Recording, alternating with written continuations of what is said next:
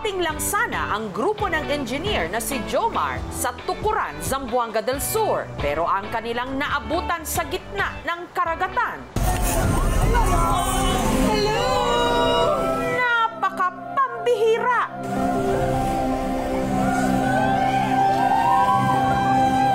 Kamangha-mangha! Tinatayang 200 dolphins. Isang dosenang mga balyena. At halos 100 daw na mga pating. Never pa siguro nangyari yun sa Tukuran. Pero may ibang nabahala. Hindi raw ba ito signos na may mangyayaring hindi kaaya-aya? Bad sign talaga. Taong 1976, may tidal wave dito. Ang bitong mulantab ni siya kanang ulay hangin, kana manggawas na sila. Natatanging palabas lang ba ito ng kalikasan? O may dapat ba tayong katakutan? Bibihirang makita ang daan-daang mga dolphin at balyena na sabay-sabay na namataan sa karagatan ng Zamboanga del Sur. Pambihirang pagtatanghal nga lang ba ito ng kalikasan o isang signos? Umaga nitong March 9 nang bigla raw magkayayaan sina Jomar na mamasyal sa Iliana Bay na sakop ng pinakamalaking gulpo sa Pilipinas, ang Moro Gulf. Wala talaga sa plano namin na mag-boating. Hindi masyadong prepared ba? Wala silang mga damit, walang sunblock. Mula sa kanilang resort, ang una nilang tinungo ang dagat sa bayan ng Sultan Naga Dimaporo sa Lanao del Norte. Doon, nag-wakeboarding, tapos island hopping. Ang next stop ng grupo, ang Puting Balas sa Pagadian, Zamboanga del Sur. Yung Puting Balas, isa siyang sandbar. Pero habang naglalayag sila patungo sa kanilang destinasyon, meron daw sa kanilang mga nakisabay. Mga dolphin. Hello! Mga 5 siguro ang nakita ko. At ang mga dolphin, tila raw may gustong ituro. Sinabihan ko si Jomar na puntahan. Sinundan ko. Hanggang sa dahan-dahan, dumami yung mga dolphin. Dinala sila ng mga ito kung saan naroon ang kanilang pod o grupo na sa tansya ni Jomar nasa 200 dolphins. Tingin kami sa left, dolphins. Tingin kami sa right, dolphins. It was very magical at that moment.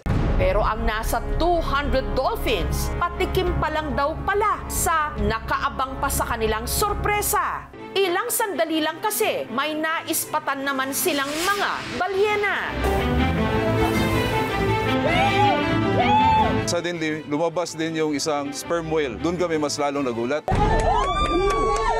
Yung sigaw namin talaga abot hanggang langit. Ah! It was my first time seeing those things. Talagang, wow. Ang nasa isang dosenang sperm whale, tila nakipaglaro pa raw sa kanila. Wow! Para nagtitricks siya ba? Sa sobrang curious ko, hindi ko maintindihan kung ano nangyari. Naisip ko, baka nasa ilalim si Aquaman o nandun ba yung Atlantis o baka may Shokoy. Para makiusisa si Jomar na isipang tumalon sa dagat. Nang biglang may tila kumalabit daw sa kanya. Dumaan talaga sa ilalim ng paa ko. Parang shark. Kaya agad din siyang umahon. Sabi ko, yun. Doon ko nakita yung mabilisang palang fin ng shark. At hindi rin pala ito nag-iisa. Around more or less 50 to 100. At tila iba raw ang gusto ng mga itong puntiryahin. Umatake na, nakatarget lock na sa whale. Nakita namin para bang kinakagat na yung mga whales. Pero kahit hindi pa nila lubusang maintindihan ang nangyayari nung mga oras na yon, nagdesisyon na ang grupo na bumalik sa Tukuran, lalo't tumataas na rin ang alon. Na-feel ko lang na baka humingi sila ng tulong sa amin ba? Ang one-in-a-million experience kung ituring ni Jomar, ibinahagi niya online na agad namang nalunod sa samut-saring mga espekulasyon. Baka miss ako nang magaganap kasi nagsisilabasan yan sila. Mangguha ng mga Paisda may umabot yun nga bagyo.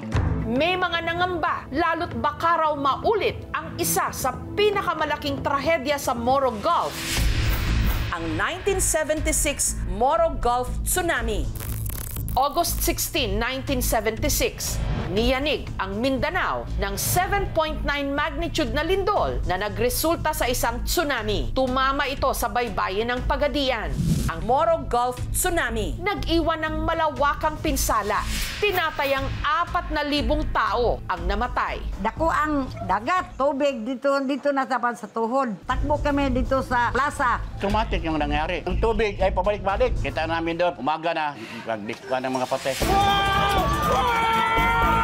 Pero isa nga bang signos ang nasaksihan ng grupo ni na Jomar sa Moro Gulf? Ayon sa PHIVOLCS o ang Philippine Institute of Volcanology and Seismology, isang araw bago pumalaot sina Jomar nitong March 8, isang 4.3 magnitude na lindol na raw ang tumama sa Lanao del Sur. Meron tayong naitalang lindol sa may parte ng Surigao area as well as dito sa left side. Meron tayo sa may Sultan Kudarat. Meron din naman tayong naitalang lindol noong March 8 sa may Waom. Kaya hinala ni na Jomar, posibleng dahil dito kaya nabulabog ang mga dolphin at mga balyena sa karagatan. Pero kung ang isang marine biologist naman ang tatanungin, ang pagpapakita ng daan-daang mga dolphin, balyena at pating, wala raw kinalaman sa lindol. Isa lang daw itong pambihirang pagkakataon. Sunerte sila. Nagkataon, nagkasabay-sabay itong mga iba't ibang uri ng dolphins and whales na nakita nila at nagkataon pa madami sila. Hindi rin daw pating ang nakita ng grupo na parang umaatake sa mga sperm whale, kundi isa ring klase ng balyena na kung tawagin, short-finned pilot whale. Yung mga short-finned pilot whale, lumiligid-ligid dito sa mga sperm whale na threaten yung sperm whales. Parang naka-form sila na harap-harap yung ulo nila, parang bulaklak. Marguerite formation yung tawag dito. Kaya ito ginagawa ng sperm whale pag meron silang nakikitang threat sa paligid nila. Nung tumalon ako, hindi ko talaga naklaro yung buong itsura ng sinasabi kong shark. Ang BIFAR o ang Bureau of Fisheries and Aquatic Resources, balak daw pag-aralan ang insidenteng ito. Meron po talagang sightings of mga whales and dolphins sa area na yan. Mga ilang years ago, meron pong mga nasa-stranded dyan na mga dolphins. Paalala naman nila, sakaling makakita ng ganito kapambihirang phenomenon, huwag po natin silang habulin, huwag natin hawakan, and especially so huwag natin silang hulihin. Kung may makita naman po sila na stranded na mga mammals, mag-report po sila agad. Ang ganitong mga kamangha-manghang tagpo, nagpapaalala sa atin na dapat nating pangalagaan at protektahan ang kalikasan. Para mapanatili ang balanse at kagandahan ng ating kapaligiran. Sa bawat alon, may buhay na naghihintay ng pagkakataon upang ipakita ang kanilang kahalagahan. Hello! Thank you for watching, mga kapuso. Kung nagustuhan niyo po ang videong ito, subscribe na sa GMA Public Affairs YouTube channel. And don't forget to hit the bell button for our latest updates.